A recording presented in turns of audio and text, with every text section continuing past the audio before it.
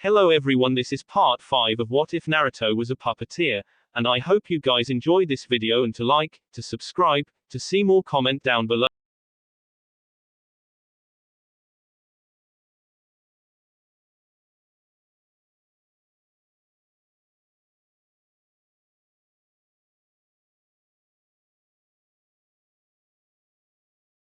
Given to the contestants after Sakura's death, allowing them time to both come to terms with what had happened, and for a small team of Shunin to adequately clear the arena of both debris and blood. It was mostly silent in the large room save for the sounds of the cleanup crew working and a few hushed whispers. Only the Sand team seemed particularly unperturbed with the development, uncaring for the loss of a single Konoha Kunoichi, even if the Sand and Leaf were supposed to be allies. Finally though, they couldn't put the proceedings off any longer and the board began its inevitable cycle through the remaining names. Naruto, Kakashi started as he saw his student push off the wall he had been slumped against for the better part of the last 20 minutes. You don't have to force yourself to do anything. At some point over the break Naruto had removed his goggles, letting them hang from around his neck so that Kakashi could see his stony blue eyes. It's fine, sensei. Everything about the blonde seemed muted all of a sudden. His tone, the way he stood, even his usually vibrant hair seemed dulled. I'm still a part of this competition, aren't I? He intoned slowly, as if testing each word before allowing them to roll over his lips without any real luster or emotion. Kakashi wanted to say something then, maybe a reassurance. Perhaps a condolence. He might have even asked Naruto how he was feeling. However, the gray-haired Junin had never been a paragon of emotional stability, nor of handling grief particularly well.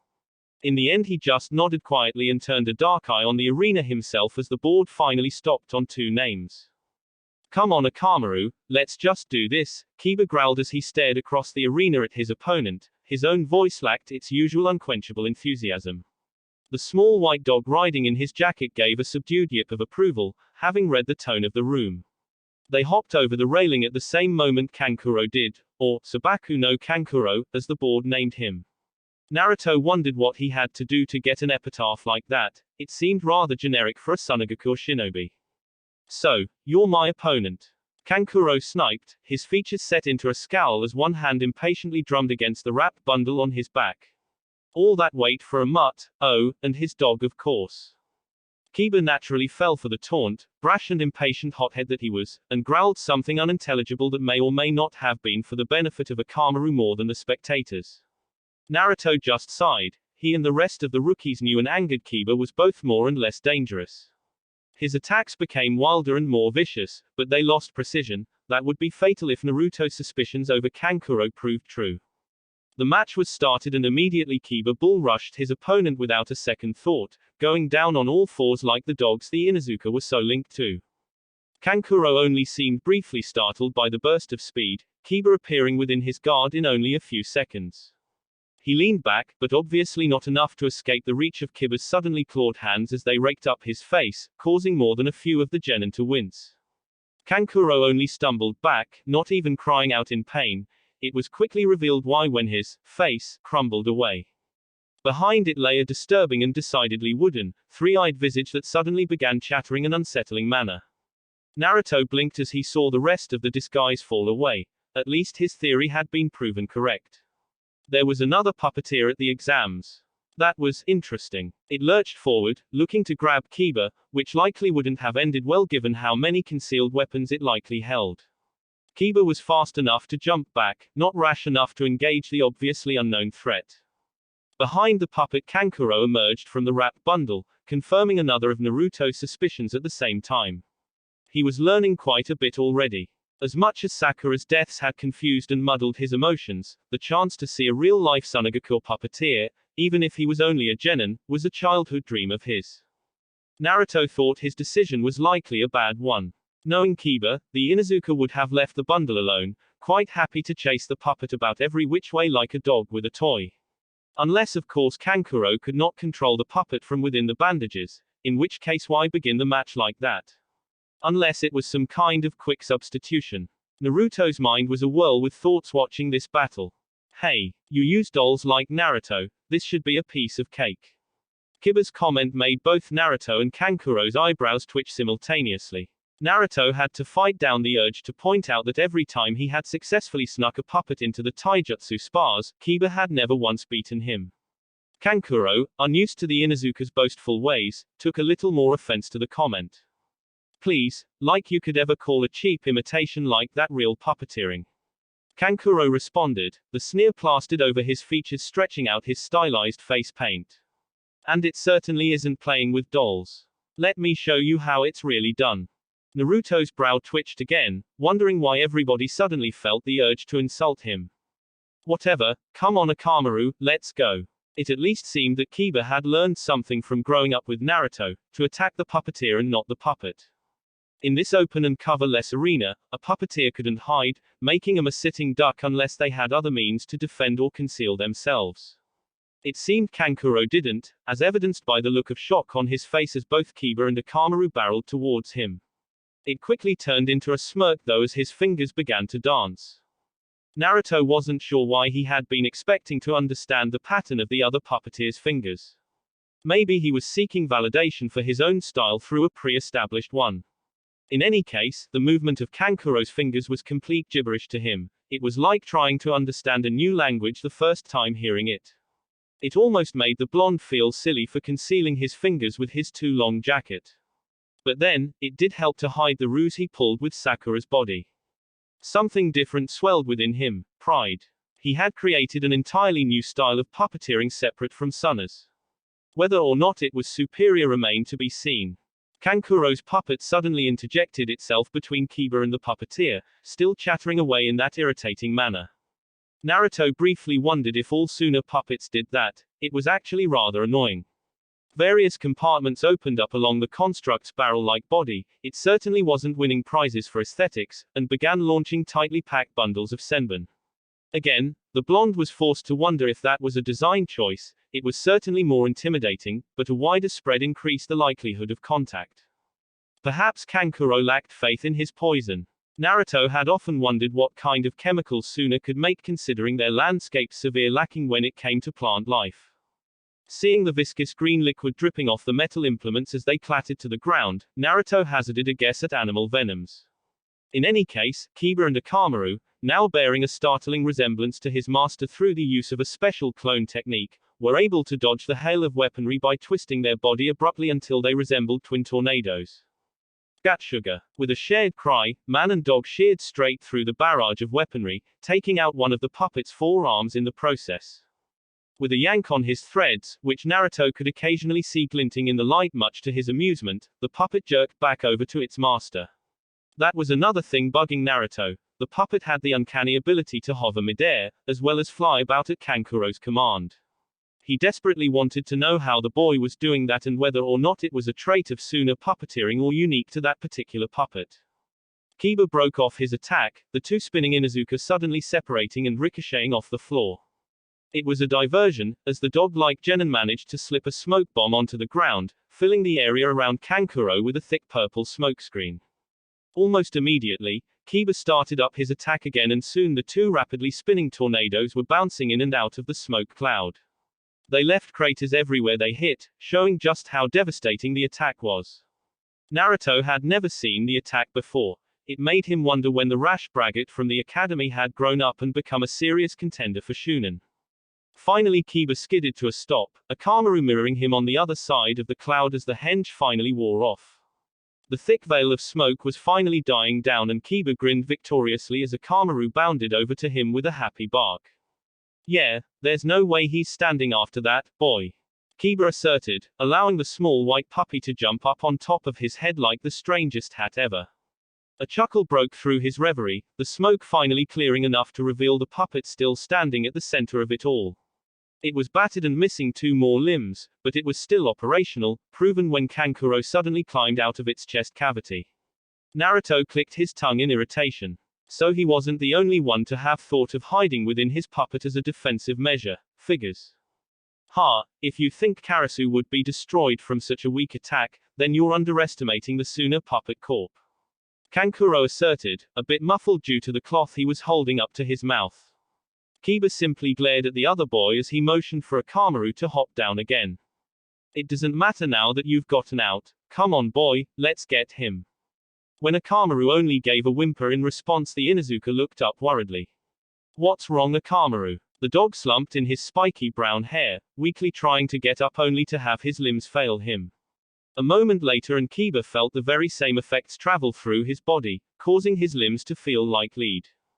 Hey, it was too easy to slip some vaporized poison into the convenient smoke screen you provided, and you were gracious enough to throw yourself headfirst into it a few times too.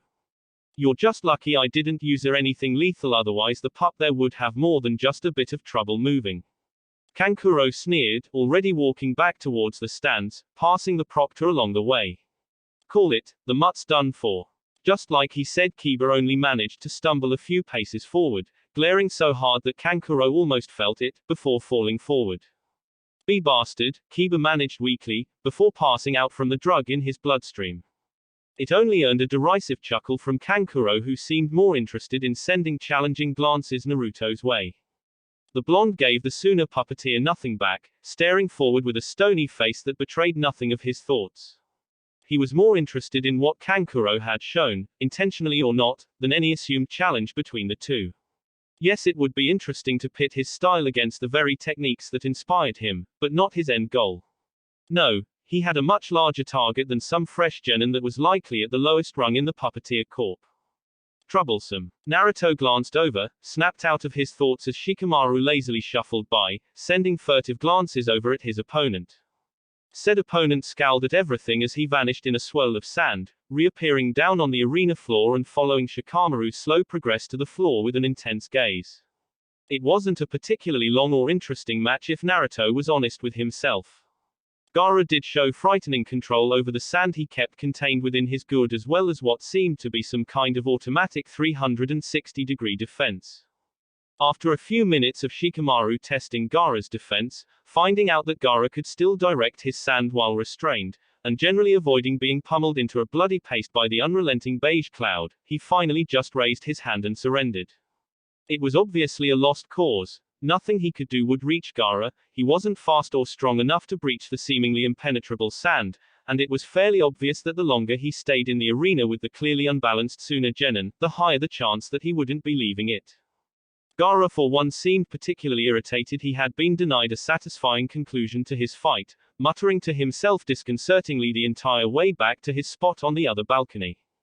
Naruto suddenly felt glad he had the length of the room separating him from that psycho. He couldn't imagine what would have happened had he tried to face the boy with only Kin as his puppet. Others seemed to share his opinion as more than a few unsettled glances were thrown Gaara's way, all ignored as the boy seemed more content to talk to himself and glare at nothing. Eep. A surprised squeak was the only sign Naruto got that another pair of genin had been chosen, before a vaguely bluish blur hurried past him nervously.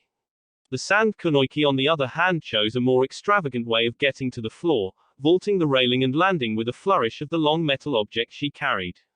It seemed to be a common trait of the Suna team, carrying heavy objects as their weapons. Was Suna really that far behind on their ceiling knowledge?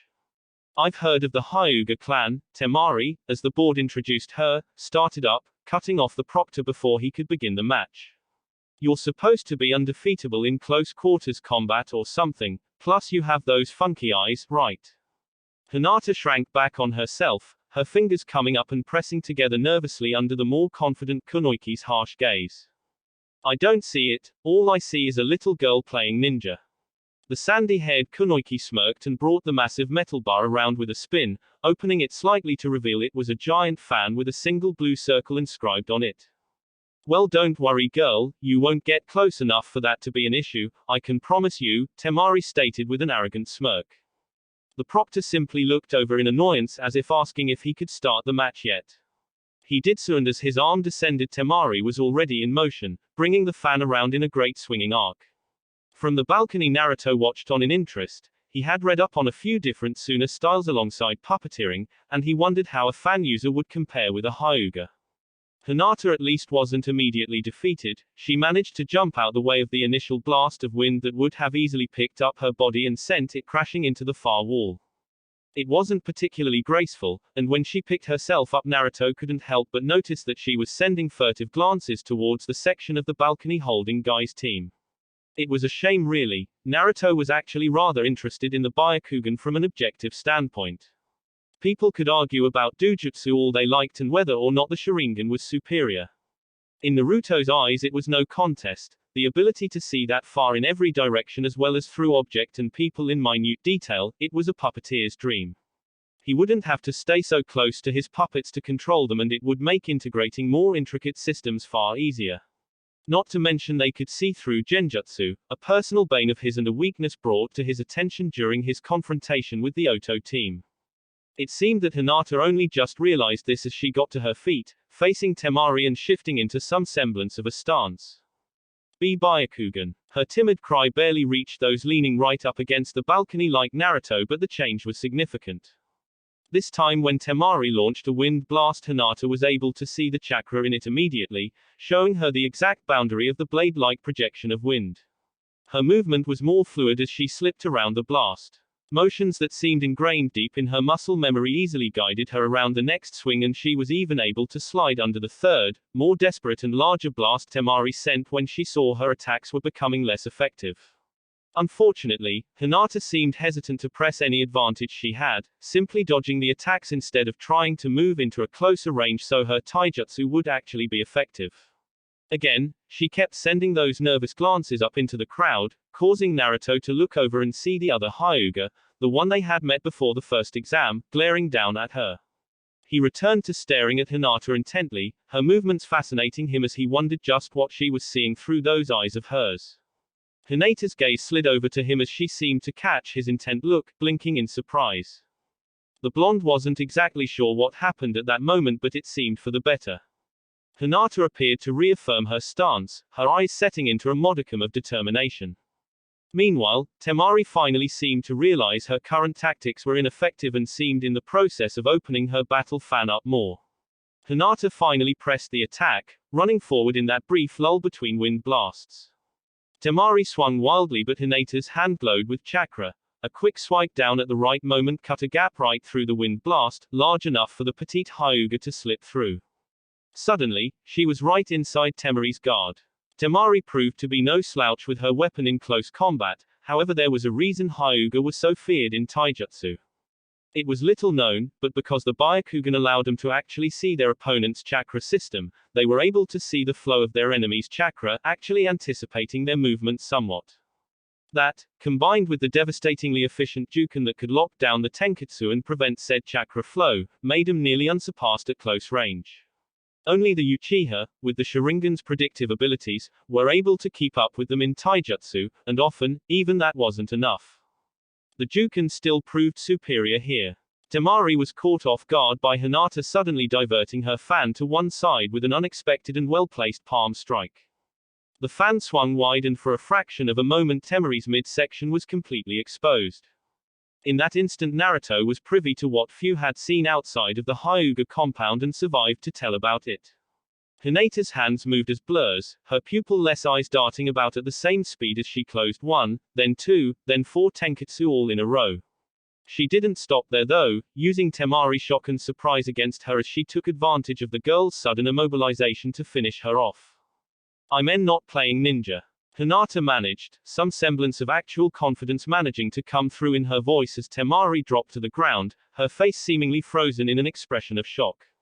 Over on the balcony Kankuro was in a similar state, not at all having expected his sister to be taken out with such apparent ease. Funnily enough though, a moment seemed to pass before the events caught up with Hinata herself, her face blooming into a brilliant red as she suddenly shrank back in on herself. "Ah, sorry." She quickly bowed, leaving her teammates to groan quietly and Neji's glare to intensify. The timid Hyuga quickly hurried out of the arena. As she passed by Naruto, whose eyes still hadn't left the arena floor where Temari was being taken away, he swore he heard her mumble something like a "thank you." He blinked, turning to ask her what she meant, only to see she had scurried off back to her teammates, a virulent blush adorning her cheeks as she did her best imitation of a turtle, with her jacket being the shell. He continued looking in her direction with a mild frown until he was suddenly shoved out of the way as Neji passed by him in the opposite direction. Naruto scowled in the older Hyuga's direction, but Neji barely even seemed to notice him, a firm grimace set on his usually impassive features. It was in stark contrast to his opponent as Shino too took to the arena floor, revealing nothing behind his high collar jacket and reflective black lenses. Naruto had always had a sort of quiet respect for the passive Aburame. He was in the higher end of every subject in the academy, yet he was never loud or boastful about it.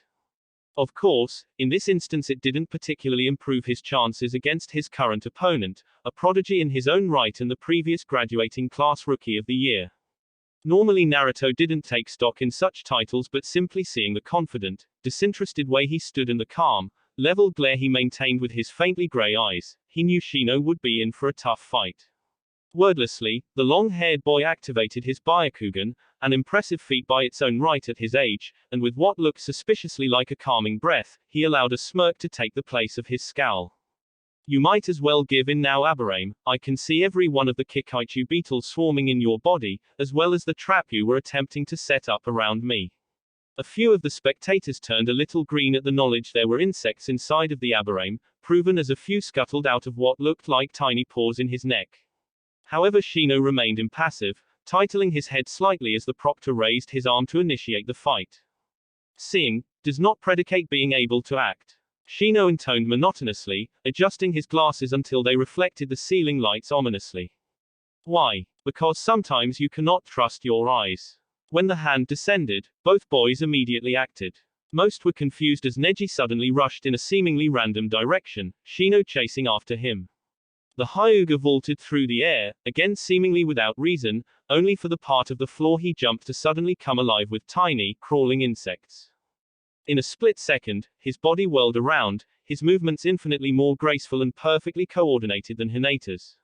His fingers lashed out at thin air only for Shino to suddenly phase into existence upon contact, flinching back from the finger strike.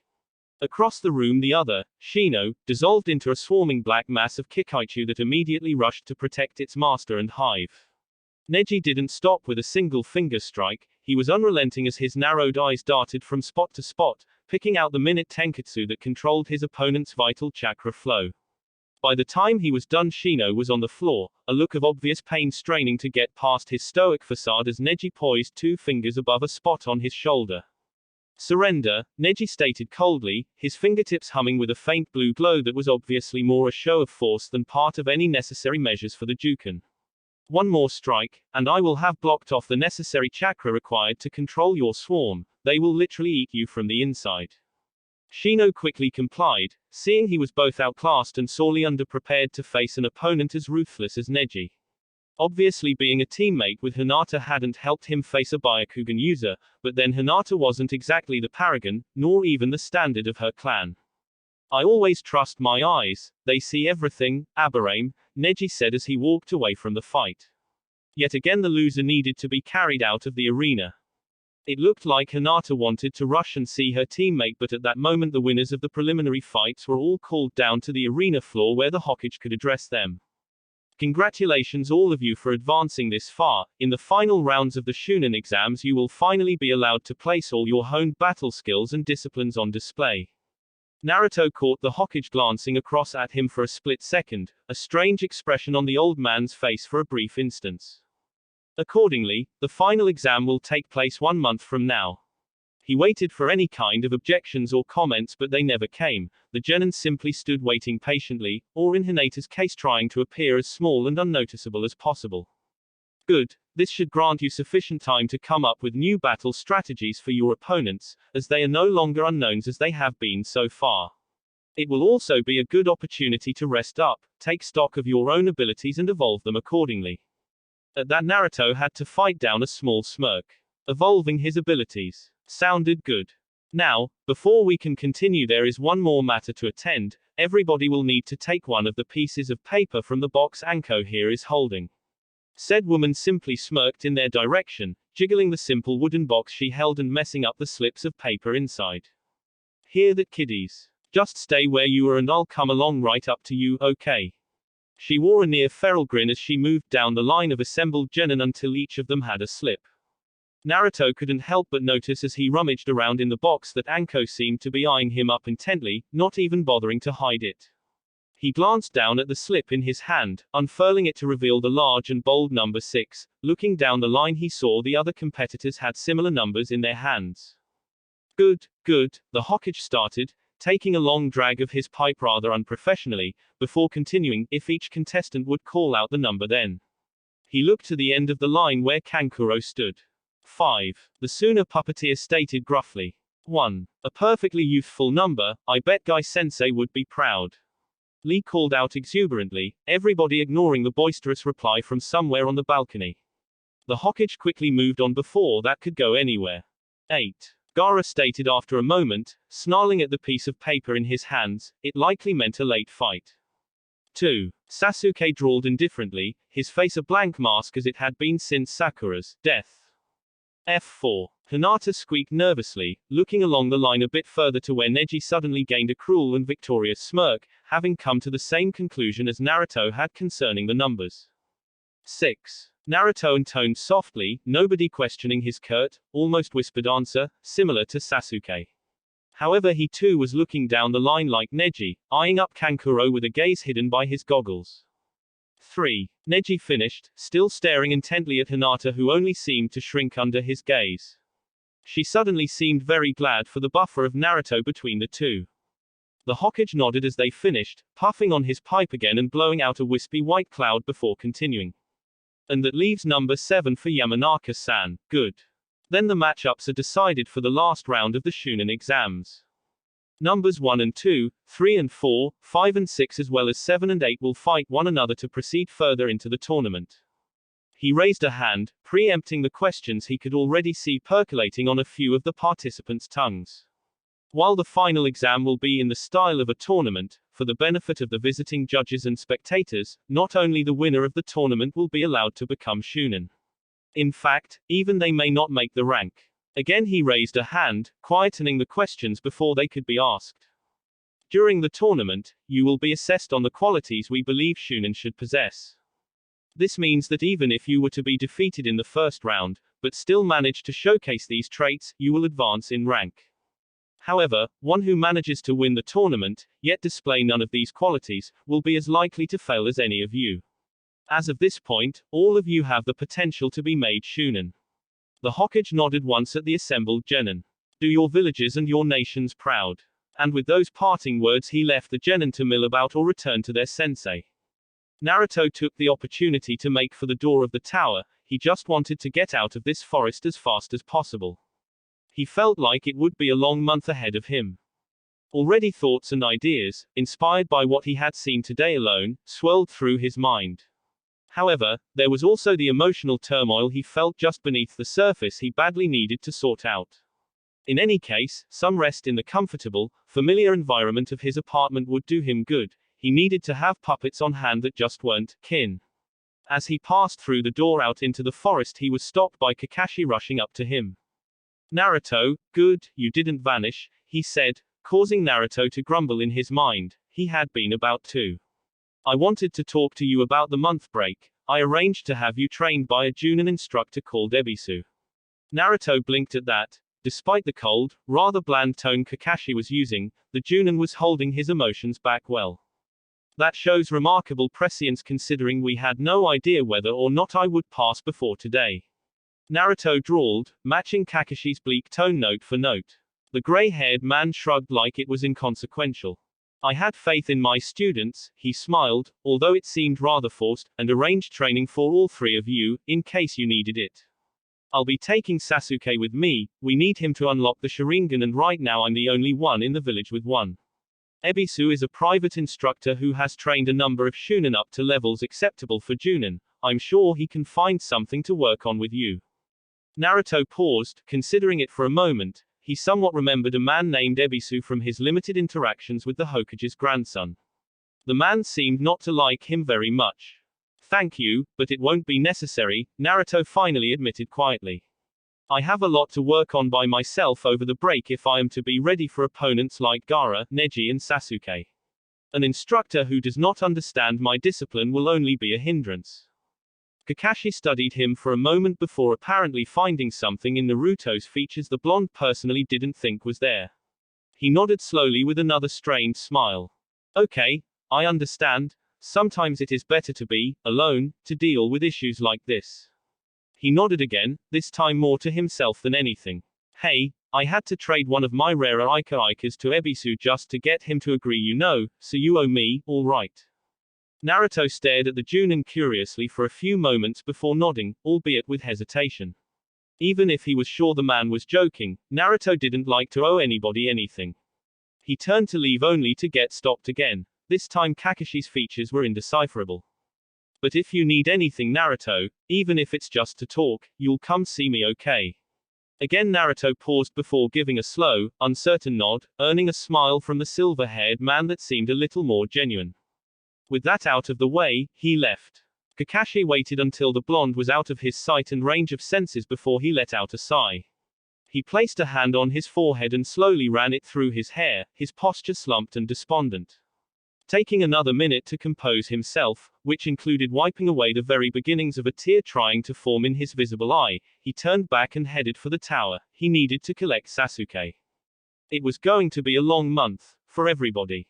Naruto sat back in his seat comfortably, an amused smile playing over his lips that was in full display for once. Naruto often showed the courtesy of removing his hood when he was in the Hokage's presence. He imagined it helped dissuade the man of notions that Naruto was becoming too distant. Now it served the double purpose of giving him an excellent view as the Suna Junin sensei fumed at the old man. The amusing part was that the Hokage was simply sitting there, smoking his pipe as he allowed the veiled man to vent without interruption. Naruto was sitting here because, not 10 minutes after settling down in his comfortable chair back at his apartment, he had been notified by a helpful Anbu that he had been summoned to the Hokage's office. He hadn't been sure what to think of the upcoming meeting, but amusement hadn't been among the topmost thoughts in his mind. Funny how things worked out like that. And you somehow expect me to believe that a child, of all things, was able to reverse engineer Suna's proudest and most protected art from nothing more than some first-hand accounts in a ratty old book along with some trial and error. Absurd. The man, Baki as Naruto had come to understand he was called, was practically spitting at this point. He was certain the Junin would be clutching at his hair in frustration if he had any. If it helps, there was a great deal of error, Naruto added in, purposefully antagonistic, purely to see what kind of reaction he'd get from the man. It was all too amusing to him really, as he knew at the end of the day, for all his scheming and manipulating recently, he was completely in the right for once. There was no trickery, no secret mentor or miracle guide to puppeteering he had found. He had simply worked at it until he unlocked the secrets he had needed to make his ambitions reality. Naturally, Baki broke from his rant to whirl on Naruto angrily, his one visible eye smoldering with annoyance. Quiet, I'll get to you in a moment, Baki hissed, only to have his attention diverted by the Hokage coughing into his hand rather pointedly. If we could refrain from threatening one of my shinobi, Baki-san, the Hokage commented evenly, not a trace of bias in his tone. I'm sure we could come to some sort of diplomatic solution here. It was the perfect politician's voice, calm yet imposing. Diplomatic. Hokage Dono, I don't think you understand the severity of the situation, Baki insisted earnestly. This will be seen as a grave insult to the Sunagaku Council. Kazekage-sama himself will likely become involved, especially if the head of the puppeteering corp catches wind of this. We are potentially looking at an international incident here, one that could possibly jeopardize the treaties in place between our two villages. The old Cage was having none of it, his face impassive as ever as he continued to blow out periodic streams of lazy white smoke. No, Baki-san, I do not think you understand, the Hokage retorted sternly, steepling his fingers on the desk as he leaned forward. It was rare to see the normally kindly Hokage look so intimidating, but with the hat tilted over his head just right, his eyes were shadowed to the point of looking ominous. My shinobi has done nothing wrong, and that is all there is to it. It is neither my problem, nor Kazekage Dono's concern, if an able enough ninja succeeds in reverse engineering one of Suna's jutsu. It is a concern that must be addressed by every shinobi using their own techniques out in the field.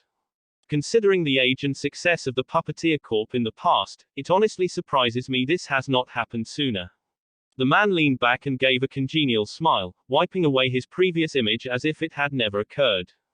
They say imitation is the sincerest form of flattery, Naruto piped up in a purposefully cheeky manner, unable to resist the temptation. Even the Hokage seemed to smile lightly at the joke. The Suna Junin simply turned and glared at the blonde again. He seemed to struggle a moment, before apparently failing to find words scathing enough to convey his irritation.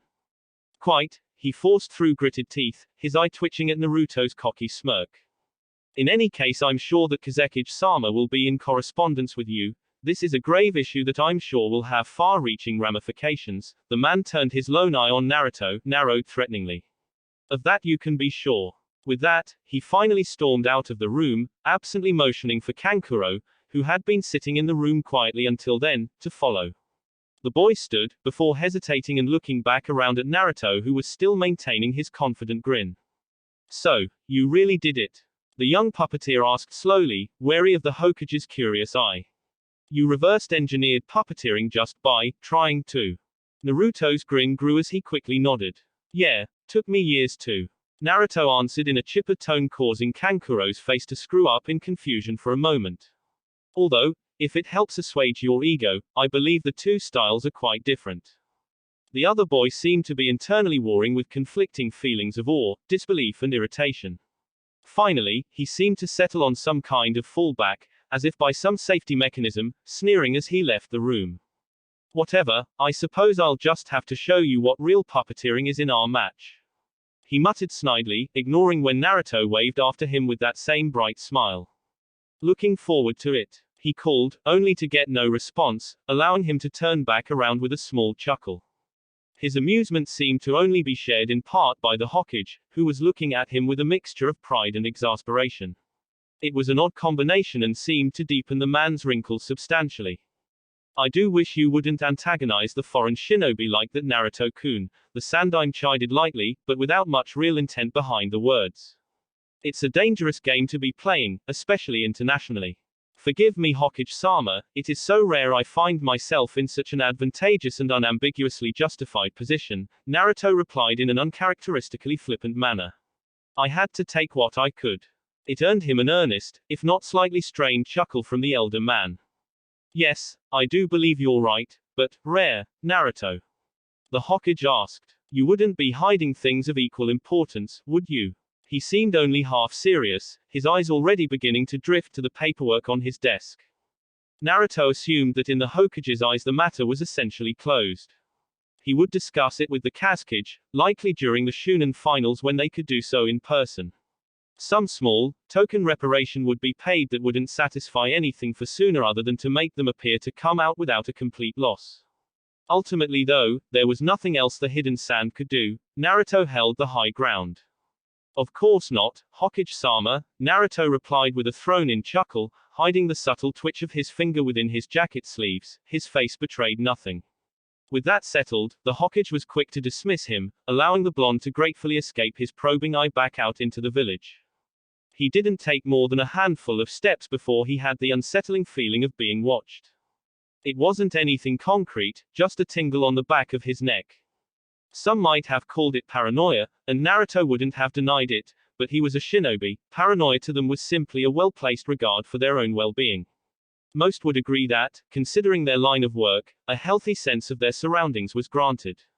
To at least confirm it, Naruto took a rather unusual path home, looking for all the world as though he was simply taking a more scenic route to mull things over in his mind. Sure enough, when he took a sharp turn into an alleyway that was perfectly lit so the descending sun was behind him, it allowed him to just about catch a glimpse of a shadow darting back too late. It seemed his suspicions were correct and he had himself a tail. Interesting. He wondered who it was, perhaps a member of the Suna party. A spy from the Hokage, the old man having caught on to his ruse. Another competitor looking to glean secrets out of him before the finals. Naruto wasn't sure, but for some reason instead of feeling frightened, or nervous, he felt oddly invigorated.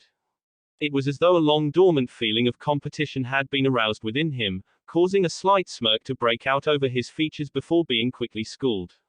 He continued on down the alleyway without breaking stride, not deigning to give anything to his pursuer, no matter their agenda. If they wanted to follow him then they would be sorely disappointed with what they found, they could be assured of that. A few days later, after giving his still unknown stalker quite the confusing run around Konoha, and Naruto found himself in a position that seemed all too common over the last few days. He huffed, breathing out a long exhale through his nose as he stared at the lifeless form of Kin in front of him. He had considered a lot of options in what to do with his latest puppet, including simply destroying her. That felt like a disservice. It felt wrong to violate her body after death only to throw her aside once her use ran out. There was also the small fact that Naruto didn't know if her use had finished. While Naruto wasn't exactly chomping at the bit to hunt himself down a fresh body to puppetify entirely apart from the fact that the thought of repeating the process made him feel distinctly nauseous, he couldn't exclude their possible use like that. He had come to a few startling revelations since then, mostly due to the lack of overwhelming pressure on him that the interlude between the second exam and preliminaries had brought. He hadn't given the fact that he controlled kin through her chakra circulatory system much thought at the time, as it had simply been a means to control Sakura, the more pressing concern then. Now though, he realized just what possibilities that opened up to his craft. Puppets that could perform jutsu. For the life of him he couldn't think of a reason it wouldn't work. Sure enough, around an hour later, he had managed to successfully force kin to multiply herself with the common clone technique. They were a little useless though, lacking the direction of a functioning mind, but that didn't mean other techniques couldn't be used. It wasn't as though he suddenly had access to every technique kin had ever learned. No, if he wanted her to perform a jutsu, it would have to be one he knew. It wasn't useless, but it wasn't exactly the groundbreaking revelation he had been hoping for. Although the blonde did note one thing. Upon trying his admittedly limited arsenal of genjutsu, of which he only knew a few basic ones for general concealment, it felt as though Kin's body accepted them more easily. As if her body was generally predisposed toward the art. It was interesting for sure. The thought opened up a few interesting avenues in his mind, but between repairing his more reliable and less biological puppets, and drawing out preliminary tactics for his opponents in his mind, they hadn't exactly been allowed to run the course. Still, in one of his rare moments of free time he found himself right there in that seat, his eyes drifting over her too shiny body. He wasn't afraid of being caught, as his blinds were all drawn as usual. When asked why, he simply cited the light-sensitive poisons he worked on and left it at that. Nobody pried further. He sighed wearily and leaned back in his chair, kicking his legs out so he swiveled around. He used to do this a lot when he was younger and bored. For some reason it just felt appropriate in getting his mind off things. Of course, his brief departure from the realities around him was only short-lived.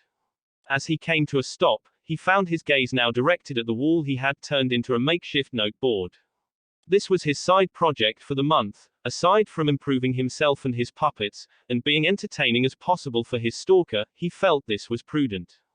It contained a few headshots he had managed to acquire for each of the remaining Shunin candidates, arrayed haphazardly in a manic hierarchy, from most dangerous to least. Even Ino was present. Just because he didn't think much of her in the academy didn't mean he was excluding her danger.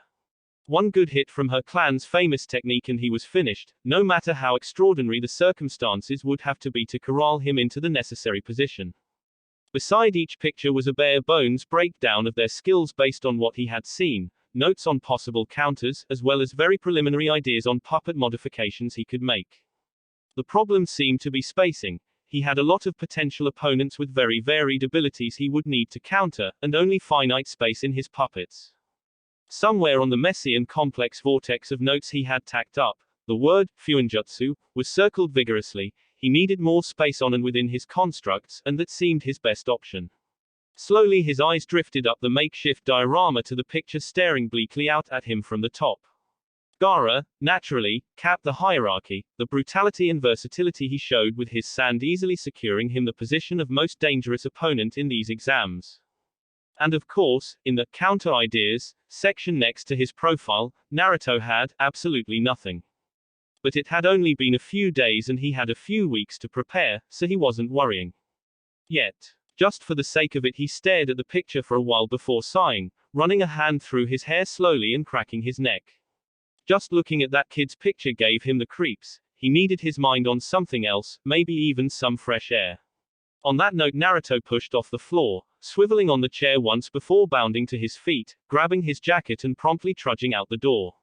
As a last thought, he quickly grabbed some papers off his workbench. A quick jog through the village, where Naruto noted the conspicuous absence of his usual pursuer, and he arrived at a familiar training ground quite close to the clan grounds. Quiet, feminine grunts echoed into the trees as he found a rather bedraggled and sweaty Hinata viciously stabbing into a training post that seemed to have been rigged to move in jerky motions in a circle around the girl.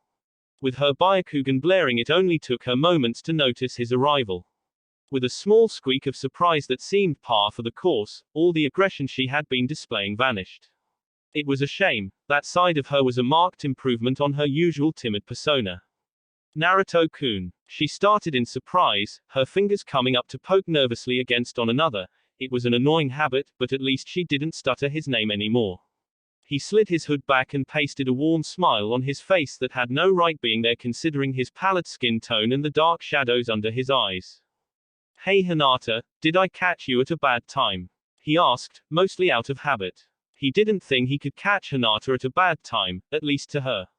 Her strange admiration towards him, while useful, tended to come off just a little creepy at times. It was almost obsessive. No, I was only training, Hinata trailed off, a frown flickering over both their features at the same time but for different reasons. Naruto was confused by why she would say, only, training. It was basically the most important thing they could be doing as finalists this month.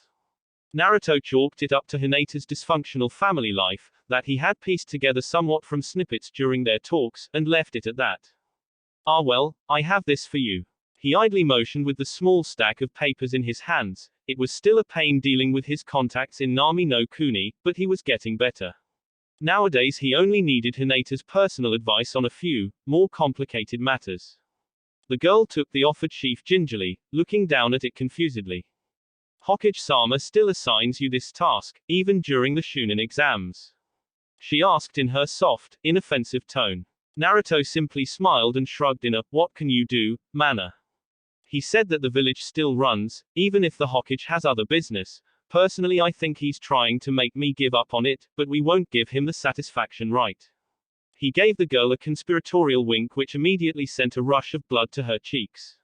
She seemed to be getting better at not clamming up or turning bright red ever since he had started these meetings. He supposed it was habituation more than anything. No, of course not, she squeaked out with some difficulty. I'll go through these as soon as I can, Naruto-kun. He gave her a quick, easy smile. No need to go out of your way for me, your training is more important, right? The girl seemed like she wanted to say no, but the slew of nice things Naruto had said was constricting her ability to think and she had to settle for a flustered shake of the head.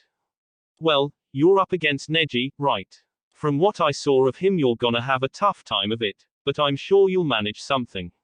The kind words rolled off his tongue easier than sweets. They might as well have been from the way Hinata preened under the rare words of acknowledgement, from her not-so-secret idol no less. Actually, Naruto-kun, Hinata started, only to clam up and trail off, apparently fighting something within her just to get the words out. I was, all at once the sheaf of papers she was holding came up in front of her face, hiding the virulent red color it became.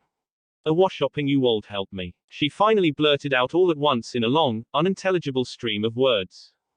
Naruto blinked before resetting the smile and cocking his head slightly.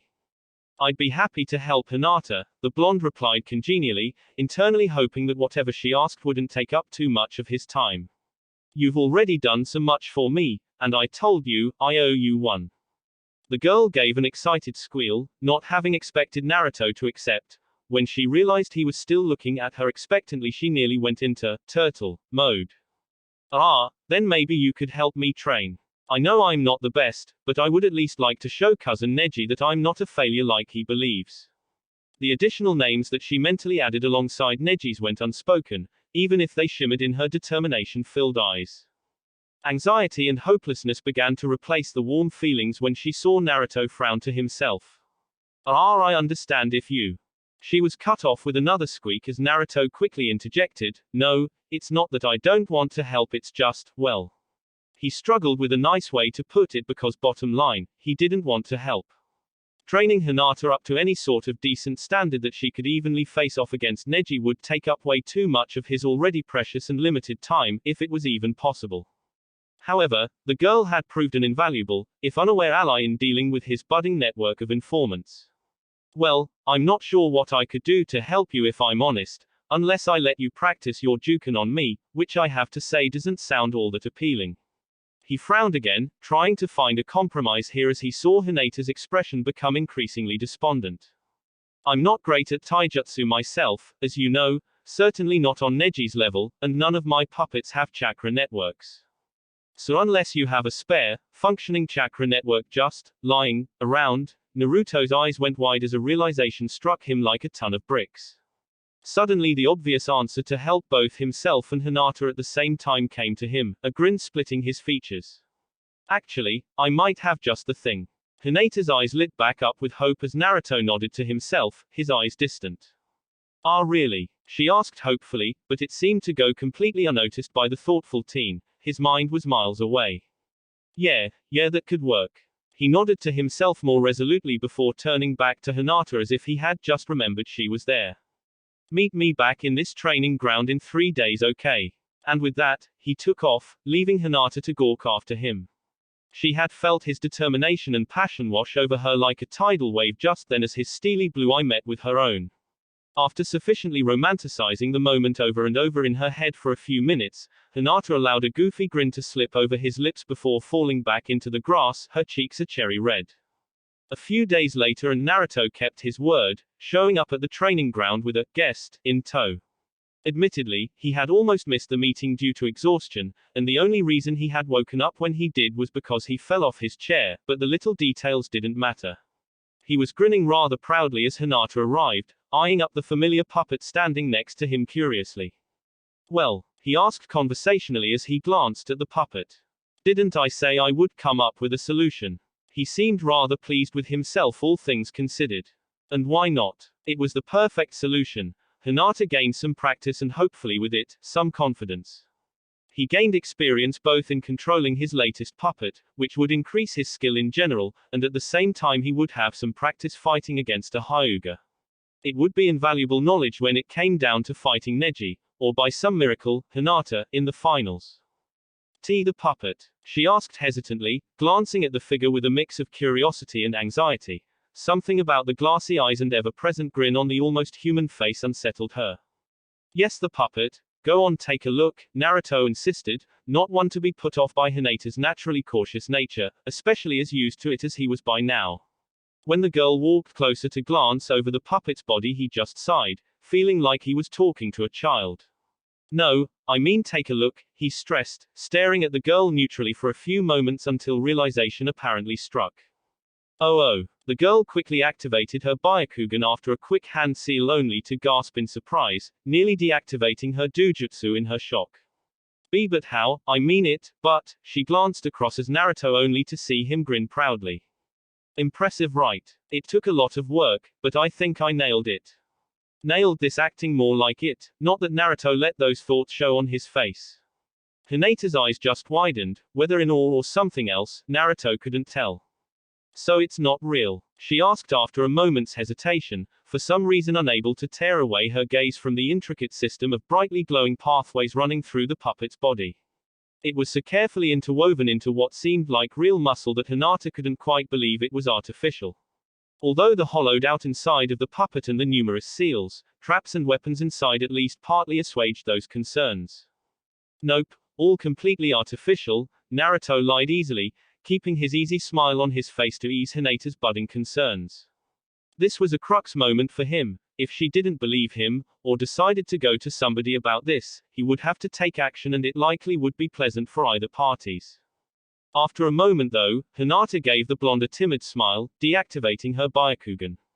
It's incredible, she admitted, and Naruto was sure that it would be, had he actually built such a thing from scratch and not bastardized a human body to create it.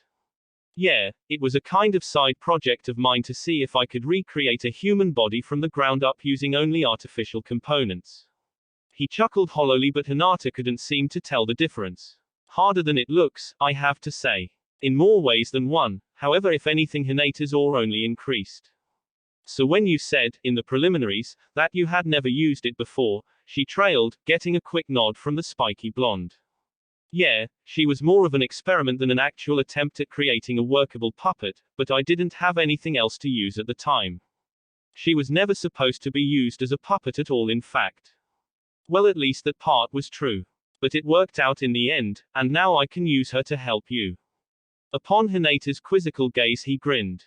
I might not be able to recreate the Juken, although give him enough time observing Hinata and he'd see what happened, but I managed to install tiny spikes on the end of her fingers laced in a mild paralytic that should be able to somewhat recreate the effects.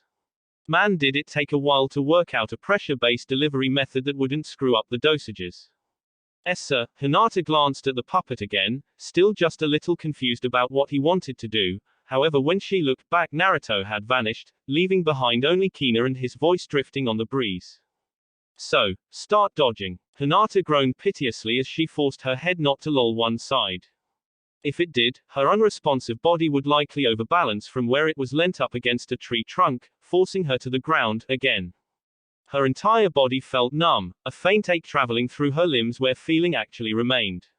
Otherwise, she was useless. For the last few hours she had borne witness to Naruto dancing his puppet around her body, lashing out with strikes vaguely reminiscent of the Juken. She noticed as the session progressed and he got a better grasp of the way that she moved, the puppet's moves only grew in their eerie reminiscence of her clan's style. How you feeling? Naruto asked cheerfully as he crouched down next to her, offering a cheeky grin as he poked her in the shoulder. For once in her life Hinata actually mustered the energy and spite to glare meekly at her blonde idol. It hurts, she groaned again, not trusting her voice beyond anything but a whisper. Yeah, copious amounts of paralytic will do that, he offered half-heartedly, earning an equally weak glare. If it helps, I've been exactly where you were when I was testing the stuff. The thought of Naruto in this pain, for once didn't seem completely abhorrent in Hinata's mind, although that train of thought was squashed soon enough. She wanted to complain, she really did, but she felt like her arguments would have been completely invalidated by Naruto's mere presence. After all, he was a paragon of determination and going above and beyond for his craft. Complaining about one tough training session seemed pitiful in comparison. Well, look at it this way, you got some invaluable training right. Naruto suggested after a moment, rocking back and forth on his heels but apparently unable to remove his amused smirk. Hinata couldn't disagree. Compared to striking a stationary training post, Naruto was able to move his puppet in nigh unpredictable ways. While the blonde himself might not have been all that fast, the same could not be said for his puppets. Hinata had felt like she had the few rare occasions she had sparred with Neji, completely outclassed. Somehow, Kane, as Naruto had taken to calling the human-like puppet, was faster, more flexible, and more agile than her. It was able to strike from odd, often confusing directions, before retreating back before its own guard could be penetrated. She had only managed glancing blows on the puppet at best. Even after the single time she had closed off a tenketsu, Naruto had simply demonstrated the ability to purge his puppet's chakra system with his own and reopen it. It really was a remarkable construct, one that only increased her awe and respect toward Naruto. Really, the idea of refining a chakra-conductive substance into almost microscopic wires and threading them through a human-modeled shell was unthinkable. To then tell her that he had gotten the positioning from old medical texts and gotten it so spot-on was a wholly different matter. Hinata had told him that such a thing was almost revolutionary, asking him why he hadn't told others. He had simply said that Kane was incomplete and he wasn't ready yet. Then he had gotten this odd mysterious look and told her that he had to have a few secrets for the style he was creating. That had been enough for Hinata, but then he had gone on to elaborate they would be secrets he could only pass on to his family, looking right at Hinata at the time. It was enough to say the girl's head had swiftly short-circuited. Take off your shirt please, Naruto said abruptly, breaking into Hinata's reminiscence as the girl blinked owlishly. Ara, came her wholly ineloquent response as blood rapidly rushed to her face. The way Naruto was looking at her with those piercing blue eyes, it was like they could see everything, and that was coming from someone with a Byakugan. I need you to remove your top, Naruto evenly repeated, holding up a small tub of what looked to be some kind of paste. I need to apply the antidote, it only works through absorption via the skin. The more surface area the better, so rubbing it on your back would be optimum. Hinata's eye twitched as her brain struggled desperately to process that thought. Naruto was willing to heal her after a training session. Naruto would be rubbing her back. She would be topless, in front of Naruto. It was too much for the poor girl and she promptly passed out, her cheeks flared a virulent red and a trickle of blood dripping from her nose. Naruto looked at her a few moments before raising an eyebrow. He had at least thought she would begin removing her shirt before passing out. Seems he was overestimating her progress in that regard. Ah well. He replaced the small tub in one of his pockets. It wasn't really an antidote, the poison in Hinata's system would simply disperse after around an hour, he just wanted to see what would happen. He shrugged before taking off from the training ground, he had worked up quite a sweat and was looking forward to going home. He had learned a great deal of invaluable information both about his own puppet and the Hyuga taijutsu. He was sure this knowledge would only increase as they continued to train. Who knew, maybe Hinata would actually improve enough to offer a challenge to her cousin. Seemed doubtful, but Naruto had seen stranger things occur, mostly in the Forest of Death though. No, his thoughts quickly strayed from the Hyuga heiress to the small revelation he had regarding Kin during his session. He had realized at some point that because he controlled Kin through a series of timed and coordinated pulses of chakra through his threads, it was a very real possibility that one day he could do the same through a single thread. That then opened the possibility of using 10 puppets at once, or more. After all, there were more tenketsu close to the skin than in just the end of his fingertips. The thought had excited him so much that Hinata was able to close off one of Kin's tenketsu in his distraction. As he moved through the village his thoughts quickly soured. As much as the idea was appealing, unless he could somehow extrapolate the information over to his regular puppets it wouldn't be of much use. On that thought, his mind returned to its usual habit of planning strategies for use in the finals. He felt as though he was missing something important with his puppets, a trump card, a secret weapon others wouldn't be able to prepare for. Mostly he needed something to help him get through that damn sand wielder's defense. He was rudely ripped from his thoughts when a young boy spraying down a fence of graffiti thought it would be funny to turn the hose on him. He stood there a moment, dripping wee tea with an evil look growing in his eye. A positively vicious smirk crossed his lips. With a twitch of his finger, and a well-placed chakra thread, the hose was ripped from the kid's grasp, to be replaced by his own. A quick application of his thumb to the end of the hose, and suddenly its already strong spray was turned into a vicious jet of water that nearly bowled the kid over. Naruto chuckled evilly as he walked away, feeling like vengeance was his. As childish as the moment had been, it was certainly satisfying. Hadn't the kid known that creating a smaller opening created a greater water pressure? If he was going to prank him, at least do it properly, it was almost insulting. It was simply physics after all, in fact he had heard of highly pressurized water being able to cut through. Naruto's mind trailed off as a spark of inspiration was lit behind his eyes. He took off in a dead sprint towards his apartment. He had a lot to do that night. That will be it for this video. If you want more, comment down below, like, subscribe. And see you guys later.